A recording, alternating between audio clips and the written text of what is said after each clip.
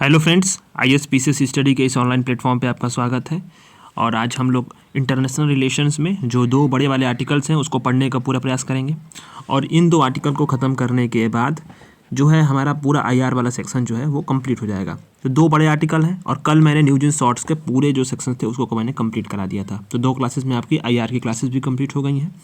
चलिए शुरू करते हैं अपने इंटरनेशनल रिलेशन वाले जो IR के क्लासेस हैं उसको।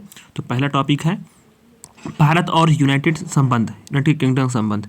इंडिया यूके रिलेशंस के बारे में जानना है हमको यहाँ पे। ये मेंस के लिए बहुत इंपॉर्टेंट है, इसमें प्री के लिए भी कुछ चीज़ें निकल कर सामने आएंगी, तो उसको हम लोग वहाँ देख लेंगे कि प्री में क्या क्या चीज़ें आ सकती हैं। और अगर सारी चीज़ें अगर हम इसमें देखें तो समग्र रूप से तो बहुत इंपॉर्टेंट आर्टिकल है, दोनों आर्टिकल।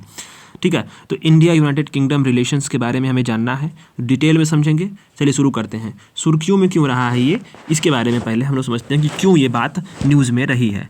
तो भारत यूके जो रिलेशंस हैं वो इसमें न्यूज़ में इसलिए रहा क्योंकि नई दिल्ली में, कल ही हमने बताया था कि नई दिल्ली में भारत यूके जो है 2+2 विदेश और रक्षा वार्ता हुई थी। 2+2 मिनिस्टर लेवल का डायलॉग हुआ था, जिसमें जो फॉरेन मिनिस्टर थे और जो हमारे डिफेंस मिनिस्टर थे दोनों देशों के, वो मिल करके और उन्होंने वार्ता की और कुछ जो वहाँ पे आउटकम्स निकल कर आए, तो उसके बारे में यहाँ पे बात हो रही है। तो इसी कारण से जो है भारत और यूके संबंध जो है वो न्यूज़ में रहे हैं। और ये हमारे मेंस का भी सिलेबस में जो है ये इंक्लूडेड है, बायलैटरल रिलेशंस। तो बायलैटरल रिलेशंस होते क्या है कि इसको बहुत इंपॉर्टेंट होते हैं और इसको बहुत अच्छे तरीके से हमें जानना होता है, लिखने का तरीका यहाँ पे होना चाहिए।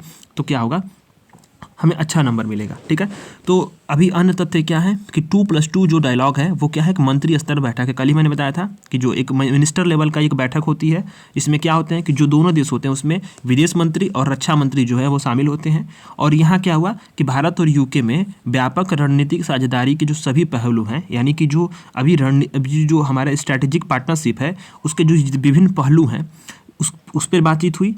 और जो भी बातें हुई हैं उस पर समीक्षा करने के लिए 2+2 तंत्र को भी ये अपनाया गया है, तो इसकी समीक्षा भी हुई। ठीक है, तो अभी क्या हुआ कि इस वार्ता में दोनों पक्ष से उन्होंने अनेक क्षेत्रों में सहयोग बढ़ाने की संभावनाएं व्यक्त की थी। अनेक क्षेत्रों में, जैसे कौन कौन से क्षेत्र हो गए, तो व्यापार और निवेश हो गया, ठीक है, रक्षा हो गया, ठीक है, महत्वपूर्ण जो उभरती प्रौद्योगिकी टेक्नोलॉजीज हो गई, डिफेंस हो गया, ठीक है, ट्रेड एंड इन्वेस्टमेंट हो गया, ठीक है, और हिंद प्रशांत जैसे विषय थे, उन सारी चीज़ों पे यहाँ पे, इन मुद्दों पे यहाँ पे बातचीत हुई है। ठीक है, तो भारत और यूके संबंध के बारे में अगर हमको डिटेल में समझना है तो सभी चीज़ों के बारे में समग्रता से थोड़ा सा इतिहास को समझ में और अन्य जो मुद्दे हैं उनको एक समाहित करते हुए हमें देखना पड़ेगा। ठीक है, तो भारत और यूनाइटेड किंगडम संबंध में पहला मुद्दा आता है, पहला चीज़ ये है कि साझा सामरिक हित है। दोनों देशों की क्या है, साझा सामरिक हित है।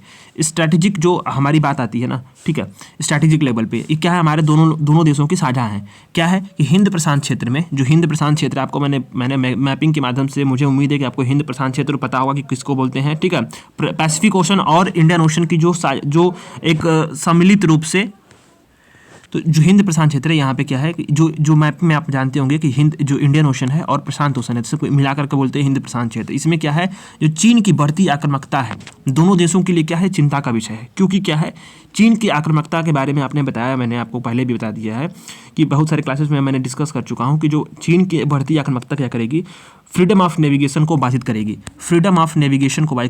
ठीक है, व्यापार को बाधित करेगी, ठीक है, सप्लाई चेन को बाधित कर सकती है, स्ट्रैटेजिक पॉइंट पे उसका जो अगर कब्जा होगा तो फिर क्या होगा, ये हमारे लिए सामरिक रूप से और रक्षा के दृष्टि से भी ये हमारे लिए क्या होगा, एक नुकसानदायक होगा।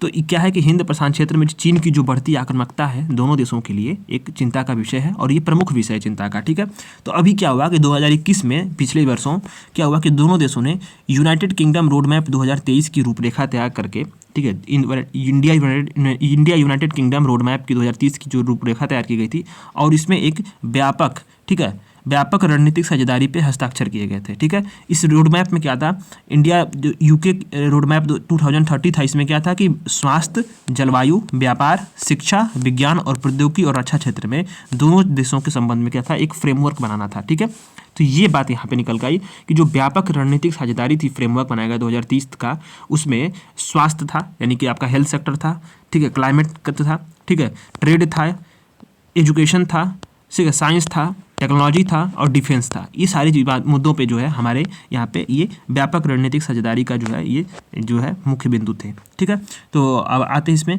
कि इसका व्यापार और निवेश संबंध कैसे दोनों देशों के बीच में। तो दोनों देशों ने क्या है 2022 और 23 के दौरान लगभग 36.3 बिलियन पाउंड का व्यापार किया है।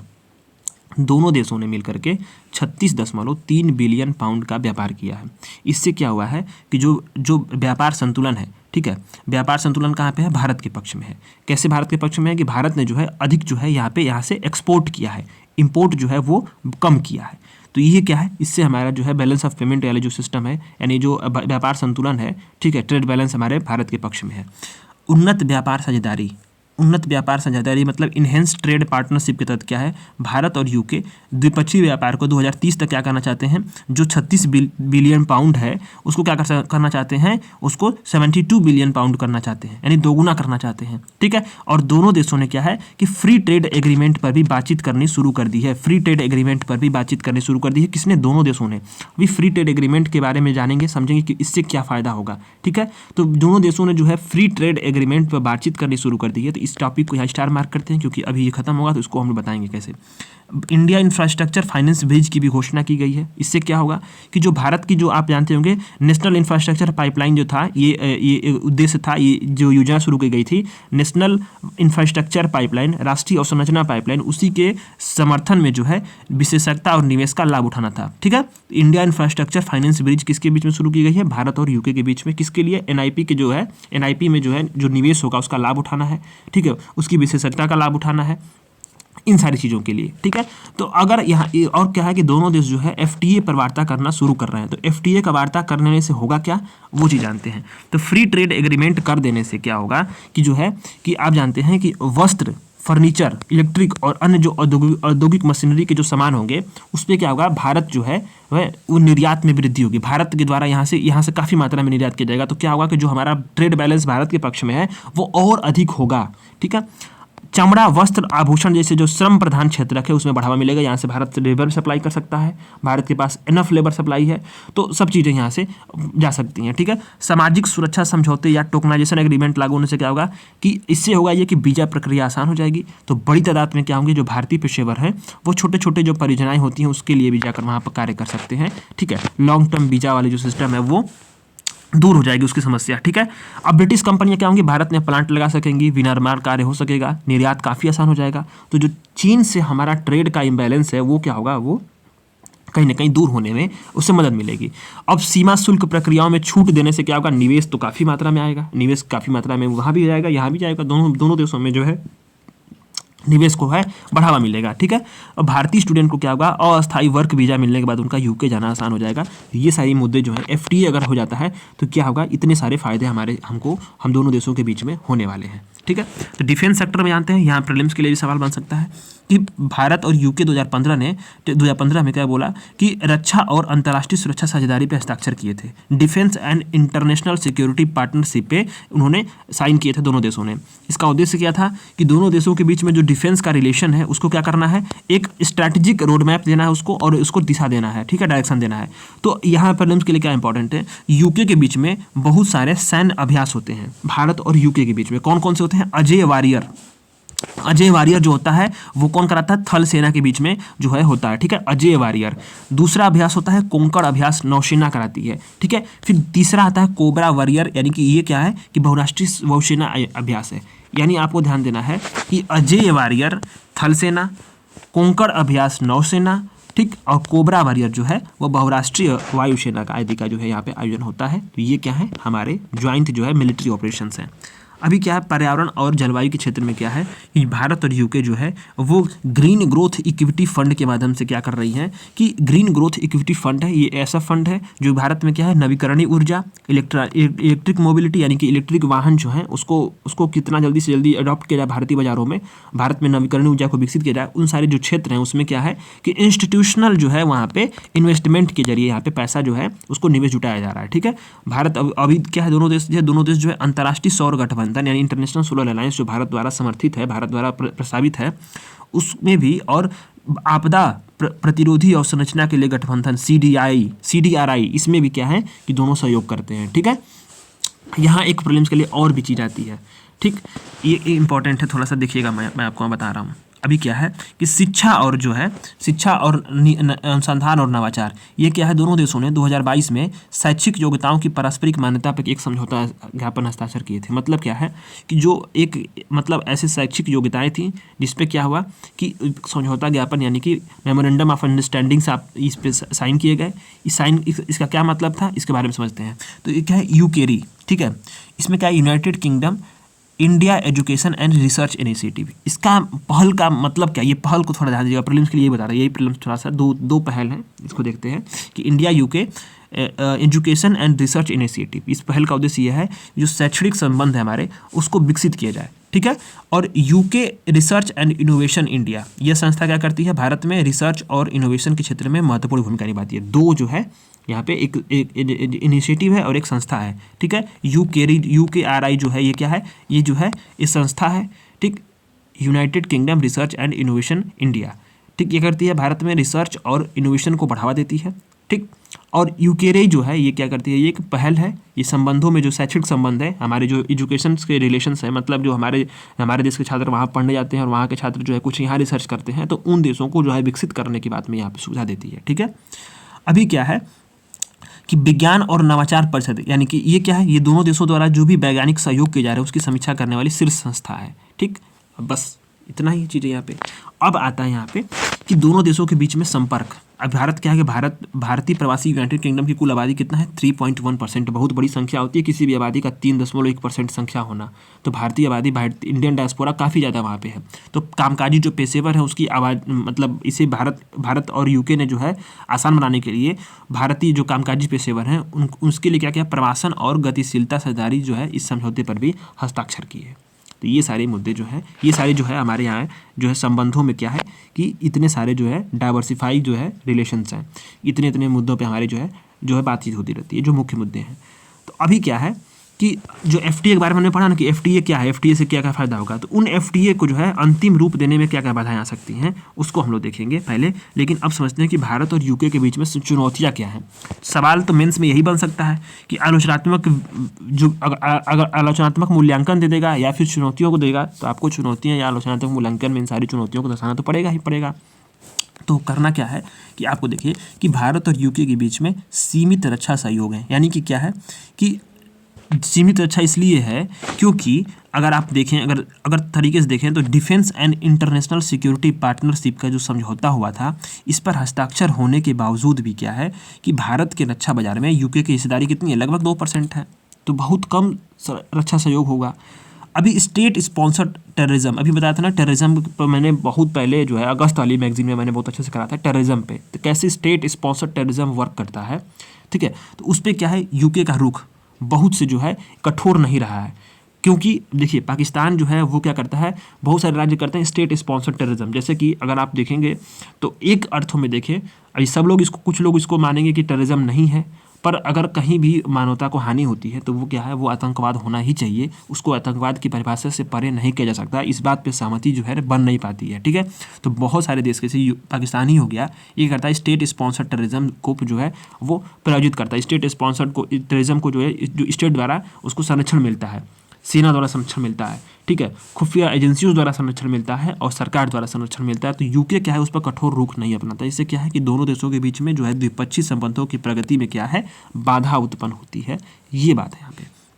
चीन के प्रति जो पॉलिसीज हैं ये क्या है कि ये जो है भले ही यूके क्या है कि दक्षिण चीन सागर में चीन को एक खतरा के रूप में मानता हो, पर क्या है कि ब्रेग्जिट के बाद, यानी कि जब EU से निकलने के बाद, मैंने यूरोपियन यूनियन से जब ब्रिटेन निकल गया, तो इसके बाद क्या है कि चीन को अपनी आर्थिक नीति का आधार बनाने का प्रयास कर रहा है, ठीक। अभी हाल ही में जो है यूके ने चीन की BRI पहल को क्षमता को बढ़ाने की प्रतिबद्धता व्यक्त की। तो इससे क्या होगा कि कहीं ना कहीं जो है हमारे जो संबंध हैं जो कि द्विपक्षीय हितों को समाहित करने में बन रहे हैं, वो अब कहीं ना कहीं विवादों की जड़ में आ जाएंगे। तो ये भी समस्या एक बहुत बड़ी है, ठीक है। अप्रवासन नीतियाँ क्या है कि अभी क्या है कि बहुत सारे विशेष रूप से भारतीय छात्रों और व्यवसायियों समेत जो यूके की जटिल वीजा और अप्रवासन नीतियाँ हैं वो विवाद का विषय रही है, ठीक है।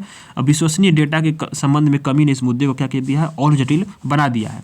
आर्थिक और व्यापार संबंधी बाधाएं क्या है कि आज़ादी के बाद लंबे समय तक क्या है कि भारत ने आत्मनिर्भरता और सार्वजनिक क्षेत्र पर ध्यान केंद्रित किया है।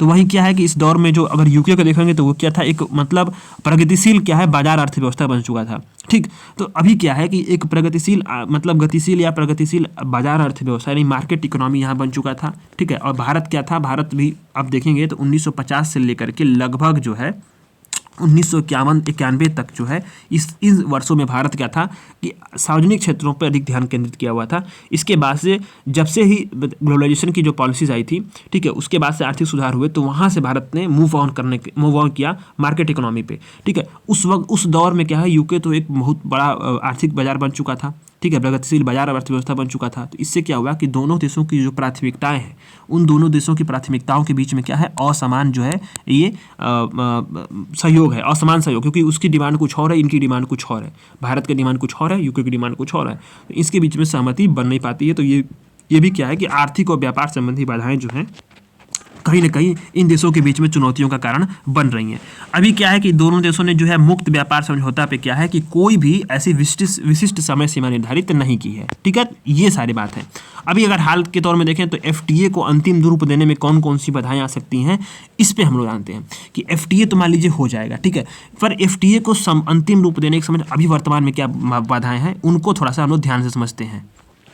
रूल ऑफ ऑरिजिन संबंधी मुद्दे जो होते हैं, रूल ऑफ ऑरिजिन क्या होता है कि आप देखिए कि मान लीजिए कि रूल ऑफ ऑरिजिन संबंधी मुद्दे, पहले मुद्दे संबंधी देख लेते हैं। रूल ऑफ ऑरिजिन देख लीजिए, रूल ऑफ ऑरिजिन ये मुद्दा आप लोग पहले समझ लीजिए।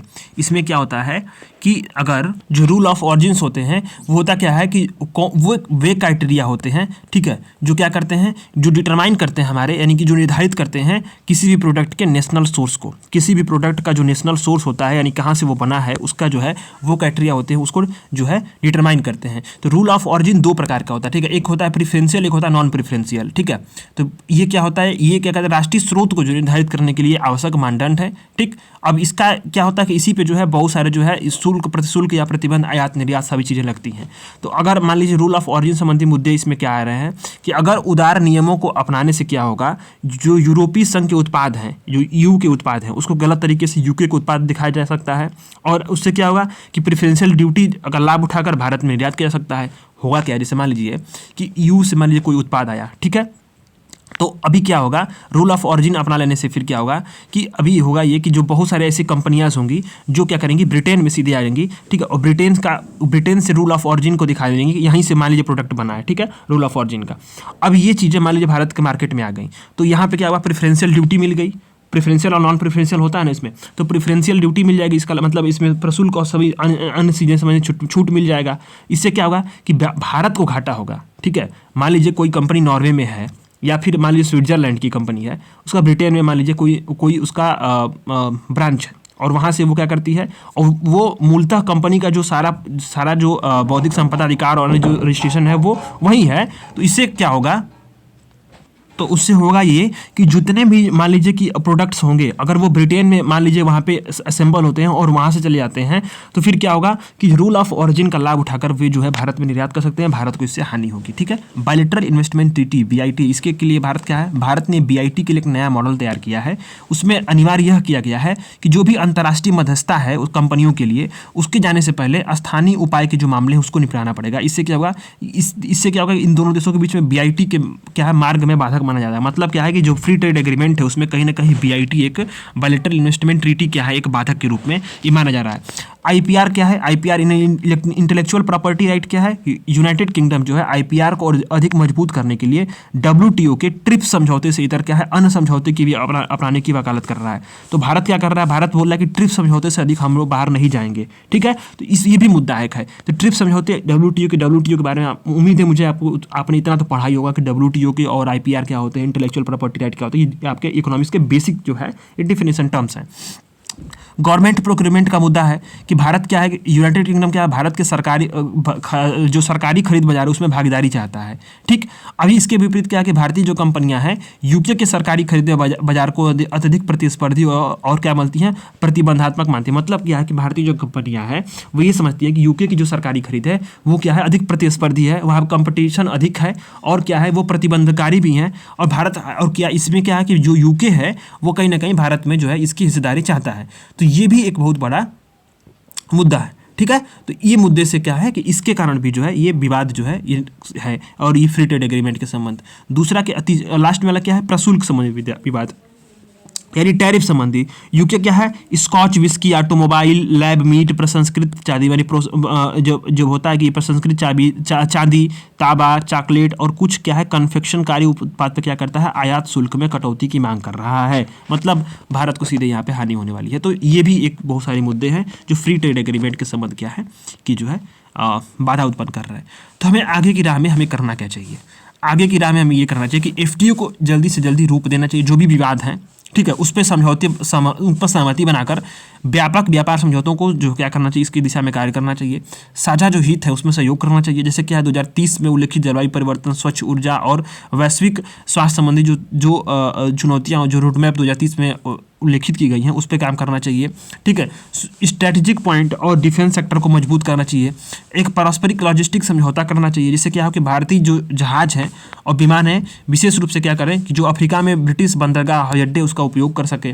ठीक है, आतंकवाद से निपटना, मानवीय सहायता और आपदा राहत, समुद्री सुरक्षा जैसे विशेष रूप से अधिक ध्यान देना जरूरत है। रक्षा उत्पादन पे काम करना बहुत जरूरी है क्योंकि यहाँ पे गवर्नमेंट टू गवर्नमेंट खरीद के मामलों में तेज करेंगे और सैन्य प्रौद्योगिकी को निर्यात को आसान बनाया जाए। ठीक है, अभी रक्षा औद्योगिक साझेदारी को फिर से क्या किया जाए कि उसको शुरू किया जाए। ठीक, जैसे कि अभी बहुत सारी चीज़ें जो हैं कि वो अभी अगस्ता वेस्टलैंड जो है ये अनेक ऐसे जो है अन्य भी जो उद्योगों के बीच में साझेदारी हो और डिफेंस सेक्टर से लेकर अनेक क्षेत्रों में इस साझेदारी को बढ़ाया जाए। ठीक है, लोगों के बीच में पीपल टू पीपल संपर्क हो। ठीक है, जनरेशन यूके इंडिया पहल को और क्या किया जाए, मजबूत किया जाए। ये क्या करती है, ये पहल कि दो लोगों के बीच में समझ विकसित करने के लिए यूके के जो युवाओं हैं उसको भारत के अल्पकालीन अध्ययन नौकरियों में प्लेसमेंट की सुविधा देती है। यंग इंडिया प्रोफेशनल स्कीम्स को जो है ये भी इसको बढ़ावा दिया जाए और अधिक जो है ये कार्य भी कर रही है क्योंकि ये यूके में 2 साल तक रहने और अध्ययन करने और यात्रा करने की अनुमति प्रदान करती है 18 से 30 वर्ष के भारतीय युवाओं को। तो इसको और बढ़ावा दिया जाए।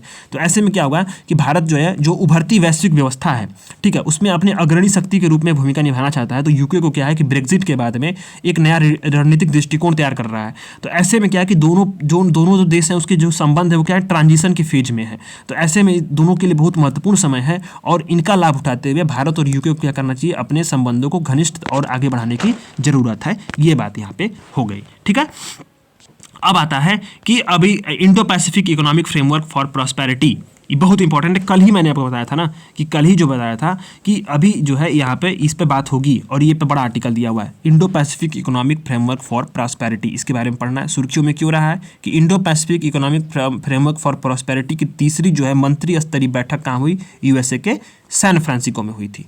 ठीक, अभी इसमें क्या है कि इस बैठक के जो स्तंभ 3 है यानी स्वच्छ अर्थव्यवस्था और स्तंभ 4 है निष्पक्ष अर्थव्यवस्था, इसके तहत वार्ता हुई थी। इसके क्या है कि अलग अलग स्तंभ हैं। ठीक है, कौन कौन सा स्तंभ है, जिसके 4 स्तंभ हैं। तो अलग अलग स्तंभों में अलग अलग बात होती है, अलग अलग मुद्दे होते हैं, सबको एक साथ करके नहीं देखा जाता। ठीक है, इसकी विशेषता यही है। तो हम लोग इसमें क्या हुई थी, इस बैठक में 3 स्तंभ और 4 स्तंभ यानी कि स्वच्छ अर्थव्यवस्था और निष्पक्ष अर्थव्यवस्था के तहत वार्ता हुई थी। ठीक है, तो मंत्रियों ने क्या बोला कि स्तंभ 2 के तहत जो निर्धारित आपूर्ति श्रृंखला लचीलापन है उससे संबंधी भी इस समझौते पर हस्ताक्षर किए हैं। तो क्या है कि इसमें बहुत सारी जो है समझौते में किस चीज़ की कल्पना की गई है, तो IPEF आपूर्ति श्रृंखला परिषद ये क्या करेगी कि हिंद प्रशांत क्षेत्र में आपूर्ति श्रृंखला से जुड़े मुद्दे होंगे उसको सहयोग की देखरेख करेगी। IPEF क्या करेगी, आपूर्ति श्रृंखला संकट प्रतिक्रिया नेटवर्क ये क्या करेगी, जो सप्लाई चेन में बाधा आएगी तो उसके निपटने के लिए तैयारी करने और उसको रिएक्शन में मदद करने के लिए इसको स्थापित किया जाएगा। ठीक है, IPEF श्रम अधिकार सलाहकार बोर्ड, इसका कार्य क्या है कि इसका IPEF आपूर्ति श्रृंखलाओं में श्रम अधिकारों संबंधी चिंताओं की पहचान करेगी और उसे सिफारिशें देंगी। ठीक है, ये बात यहाँ पे है। तो IPEF है क्या, इसकी बात हम जानते हैं। ठीक, तो आईपीएफ ये है कि इसकी उत्पत्ति जो है, अभी कल मैंने इसको पढ़ाया था इसको, ठीक है। इसकी उत्पत्ति मई 2022 में टोक्यो में लॉन्च किया गया था, ठीक है। यूएसए और हिंद प्रशांत क्षेत्र के जो अन्य भागीदार देश हैं, इन्होंने संयुक्त रूप से इसको लॉन्च किया था। यूएसए और हिंद प्रशांत क्षेत्र के जो अन्य भागीदार देश थे, उन्होंने लॉन्च किया था 2022 में टोक्यो में। इसका उद्देश्य क्या था कि हिंद प्रशांत क्षेत्र में समृद्धि बढ़ाई जाए, शांति बढ़ाई जाए, और जो समृद्धि को आगे बढ़ाने के लिए जो है, जो साझेदार देश हैं उसके बीच में आर्थिक जुड़ाव को मजबूत किया जाए। इसके 14 भागीदार देश हैं। कौन कौन से हैं आईपीएफ में? तो ऑस्ट्रेलिया है, ब्रुनोई है, फिजी है, भारत है, इंडोनेशिया है, जापान है, कोरिया है, मलेशिया है, न्यूजीलैंड है, फिलीपींस है, सिंगापुर है, थाईलैंड है, और वियतनाम है, और यूएसए है। ध्यान देना, इसमें चाइना नहीं है इसमें, ठीक है। आईपीएफ के भागीदार देशों में क्या है कि जो वैश्विक जीडीपी का 40% और वैश्विक वस्तु और सेवा व्यापार का लगभग 28% जो है ये व्यापार करते हैं। इसके 4 स्तंभ हैं, मैंने बताया ना कि सब इसके 4 स्तंभ हैं। कौन कौन से 4 स्तंभ हैं? तो व्यापार है, आपूर्ति है, श्रृंखला है, स्वच्छ अर्थव्यवस्था, निष्पक्ष अर्थव्यवस्था। जो बैठक हुई है इन्हीं 3 स्तंभ पे, 2 स्तंभ पे हुई थी, स्वच्छ अर्थव्यवस्था और निष्पक्ष अर्थव्यवस्था पे, और इसमें आपूर्ति श्रृंखला पे एक जो है डॉक्यूमेंट साइन कर लिया गया, ठीक है। तो ये क्या होता है कि सभी स्तंभ हैं, इस पे बात होती है। तो भारत क्या इसमें कि सभी 3 स्तंभ में तो है, लेकिन व्यापार वाला स्तंभ से बाहर है। जो व्यापार वाला जो इसमें जो पॉइंट है इससे बाहर है। 3 स्तंभ में है, आपूर्ति श्रृंखला, स्वच्छ अर्थव्यवस्था और निष्पक्ष अर्थव्यवस्था, ठीक है। अभी इसमें देख लीजिएगा कि यूएसटीआर यानी कि नेतृत्व प्रदाता जो एजेंसी है, यह क्या है, व्यापार जो स्तंभ है उसके लिए क्या करती है, ये जो है कि इसका नेतृत्व करती है, ठीक। और यूएस का, और वाणिज्य विभाग क्या करता है, अन्य तीनों का जो है नेतृत्व करता है, ठीक। तो अभी ये जानते हैं कि जो 4 स्तंभ हैं इसके, ये क्या है, ठीक। तो 4 अर्थव्यवस्था मतलब ये व्यापार है। तो व्यापार में क्या है कि जो अभी व्यापार है, आपूर्ति श्रृंखला है, पारदर्शी अर्थव्यवस्था है, निष्पक्ष अर्थव्यवस्था है। तो व्यापार वाले में सिस्टम में क्या है कि जो व्यापार में देखिए कि डिजिटल अर्थव्यवस्था में जो है उच्च मानकों को अपनाना, इसमें बात की जाएगी। इसमें क्या है, जो सीमा पार यानी कि जो कंट्री के बाहर डेटा प्रवाह हो रहा है और डेटा का जो स्थानीकरण हो रहा है उससे संबंधित मानक विकसित किए जाएंगे, ठीक है। कठोर श्रम और पर्यावरण मानकों को लागू किया जाए, इसकी क्या है, कॉर्पोरेट जवाबदेही तय की जाए। ये व्यापार के इसमें मुद्दे हैं, ठीक है, इसके जो है उद्देश्य है। तो भारत क्या है, इसी से बाहर है। एक है आपूर्ति श्रृंखला, मतलब अर्थव्यवस्था को अधिक मजबूत किया जाए, लचीला बनाने हेतु ऐसी आपूर्ति श्रृंखलाओं का विकास हो। जो क्या होगा, अचानक मान लीजिए कोई आघात पहुंचे, मान लीजिए जैसे कोविड-19 आया था तो उसमें आपूर्ति श्रृंखला बाधित हो गई थी, या मान लीजिए मंदी आ जाए या महंगाई हो, ठीक है। तो उसमें क्या करे कि ये अग्रिम चेतावनी प्रणाली स्थापित करे, महत्वपूर्ण खनिजों की आपूर्ति श्रृंखला की पहचान करे, सरल पहचान हो यानी ट्रेसेबिलिटी यानी सुधार हो, और विविधीकरण हो, किसका, सप्लाई चेन का, उसमें समन्वय हो, ठीक है। अब पारदर्शी अर्थव्यवस्था क्या करती है, तो इसी पे बैठक हुई थी, पारदर्शी अर्थव्यवस्था पे और निष्पक्ष अर्थव्यवस्था। तो पारदर्शी अर्थव्यवस्था में क्या है, स्वच्छ ऊर्जा हो, डिकार्बनाइजेशन हो, अच्छे वेतन वाली नौकरियों को बढ़ावा दिलाने वाली अवसंरचना को प्रोत्साहित किया जाए, कुछ ऐसे ठोस लक्ष्यों को अपनाया जाए जो क्या कर सकते हैं, जलवायु परिवर्तन के संकट से निपटने का प्रयास करें, ठीक है। ये लक्ष्य क्या करेंगे, नवीकरणीय ऊर्जा से वायुमंडल से CO2 को कम करेंगे, उच्च ऊर्जा दक्षता वाले मानकों को अपनाने और मीथेन उत्सर्जन से निपटने वाले क्षेत्रों में क्या करेंगे, उसको बढ़ाने का भी समर्थन का प्रयास करेंगे। चौथा क्या है, निष्पक्ष अर्थव्यवस्था। इसमें क्या है, जो मौजूदा बहुपक्षीय दायित्व हो उसके अनुसार प्रभावी टैक्स का जो है वो व्यवस्था की जाए, ठीक है। इफेक्टिव टैक्स का जो है व्यवस्था हो, मनी लॉन्ड्रिंग और रिश्वत रोधी व्यवस्थाओं को अपनाया जाए और उन्हें लागू किया जाए, ऐसी बात यहाँ पे की जा रही है, ठीक है। साथ ही निष्पक्ष अर्थव्यवस्था में ऐसी व्यवस्थाएं लागू की जाए जो क्या करें, भ्रष्टाचार में कमी करें और निष्पक्ष कराधान को सुनिश्चित करें। ये सारी चीज़ें जो हैं ये इसके 4 स्तंभ हैं जो इकोनॉमिक फ्रेमवर्क है, ठीक है, आईपीएफ के। तो अभी क्या है कि पारंपरिक समझौता बनाम आईपीएफ, जो पारंपरिक समझौते होते हैं यानी ट्रेडिशनल जो एग्रीमेंट्स होते हैं और उसके बजाय आईपीएफ में क्या डिफरेंसेस हैं, क्या फ़र्क है, जानते हैं। तो जो पारंपरिक व्यापार समझौता, जैसे मान लीजिए आरसेप हो गया यानी रीजनल कॉम्प्रहेंसिव इकोनॉमिक पार्टनरशिप, ये था आरसेप था जिसमें भारत शामिल नहीं हुआ, या फिर मान लीजिए कोई FTA हो, फ्री ट्रेड एग्रीमेंट हो। उसके विपरीत आईपीएफ के क्या है कि इसके अलग मुद्दे कौन कौन से हैं, इसको देखते हैं। इसके तहत क्या होता है कि इन सबों के विपरीत आईपीएफ के तहत क्या होता है, प्रशुल्क या बाजार पहुंच पर वार्ता नहीं की जाएगी। मतलब जो है मार्केट में कितना हमारी पहुंच हो, प्रशुल्क पे कितना लगेगा, शुल्क कितना लगेगा, इस पर हमारी बातचीत यहाँ पे आईपीएफ में नहीं होती है। एफटीएफ में क्या होता है, मान लीजिए एफटीए में क्या होगा, एफटीए में होता है कि सभी विषय हैं एक ही तंत्र के अधीन होते हैं। मतलब मान लीजिए एफटीए है तो एक मान लीजिए अम्ब्रेला है, इसके तहत जो सभी विषय डिस्कस कर लिए जाएंगे। पर क्या है आईपीएफ जो होता है उसके तहत क्या होता है, मान लीजिए ये आईपीएफ है, अम्ब्रेला है, तो इसके तहत क्या होगा, अभी देखा ना इसमें कि सभी जो मॉड्यूल है, सभी जो स्तंभ है एक दूसरे से अलग अलग है और सब पे अलग अलग डिस्कशन होता है, ठीक है। अगर कोई देश मान लीजिए कि जैसे 4 स्तंभ इसका हो गया, ठीक है, तो भारत इसमें 3 में है और 1 में नहीं है, व्यापार वाले में नहीं है, ठीक। तो होगा क्या कि मान लीजिए कि अगर इसमें अगर एक स्तंभ में मान लीजिए 2, 3 और 4 में बैठक हुई, भारत अगर इसमें 3 में भाग नहीं लेना चाहे तो वो नहीं ले, कोई दिक्कत नहीं है। अगर ये जरूरी भी नहीं है कि क्या है कि अभी मतलब भले उसमें जो है प्रत्येक स्तंभ पे बैठक ले चाहे ना ले, भले उसमें बैठक ले चाहे ना ले, पर उसमें क्या है कि जो सभी एक मॉड्यूल के सभी घटकों पे क्या होता है, सहमत होना पड़ता है। ठीक है, एक मॉड्यूल होगा, मान लीजिए उस मॉड्यूल में ये मान लीजिए निष्पक्ष अर्थव्यवस्था, तो उस पे सभी सहमत होगा। अगर बैठक में हिस्सा ले रहा है और ये जा रहा है तो इसमें इसको सहमत होना पड़ेगा। ठीक है, ये बात इसमें है। तो अलग अलग होता है, इसमें क्या है कि लचीलापन ज़्यादा काफ़ी है। ठीक है, तो अभी क्या होता है कि केवल जो सदस्य देश है उसी के बीच में विनियामकीय सामंजस्य बढ़ाने पर ध्यान केंद्रित करता है, इसलिए जो है ये इसका काफ़ी महत्व है। तो आईपीएफ के समझ कौन कौन सी चुनौतियां हैं उसको समझेंगे। आईपीएफ का महत्व क्या है, पहले महत्व देख लेते हैं। आईपीएफ का महत्व, फिर चुनौतियां, फिर आगे की राह देखेंगे। तो आईपीएफ का महत्व ये है कि इससे क्या होगा कि जो आर्थिक साझेदारी है उसको मजबूत करने के लिए वाणिज्य के नए नियम अपनाए जाएंगे, उससे मजबूती होगी, उससे मदद मिलेगी। एक ओपन और खुला, जो मुक्त और खुले हिंद प्रशांत क्षेत्र का निर्माण होगा। संधारणीय और समावेशी आर्थिक समृद्धि सुनिश्चित होगी। आपूर्ति श्रृंखला और मजबूत और लचीला बनेगी। उच्च लागत संबंधी बाधाओं से बचा जाएगा। ठीक है, ट्रांस पैसिफिक पार्टनरशिप से क्या होगा, अमेरिका के बाहर निकलने के बाद इस क्षेत्र में अमेरिका के प्रभाव को पुनर्स्थापित करने में मदद मिलेगी। हिंद प्रशांत क्षेत्र में चीन का विकल्प तैयार करने में मदद मिलेगी। वैश्विक मूल्य श्रृंखलाओं से बेहतर तरीके से एकीकृत होने में भारत को भी क्या मिलेगी, मदद मिलेगी। तो ये आईपीएफ का महत्व है। ठीक है, हालांकि बहुत सारी चुनौतियां हैं। क्या चुनौतियां हैं? अस्थायित्व पर चिंताएं हैं। जैसे क्या है कि जो अमेरिका की जो घरेलू राजनीति है वो क्या करती है, आईपीएफ पे प्रतिकूल प्रभाव डाल सकती है। मतलब ये क्या हुआ था कि ट्रांस पैसिफिक, मतलब जो है जैसे अमेरिका ने ट्रांस पैसिफिक पार्टनरशिप यानी टीपीपी पर काफ़ी मजबूत नेतृत्व प्रदर्शन किया था, लेकिन ट्रंप प्रशासन क्या हुआ, अचानक इससे पीछे हट गया।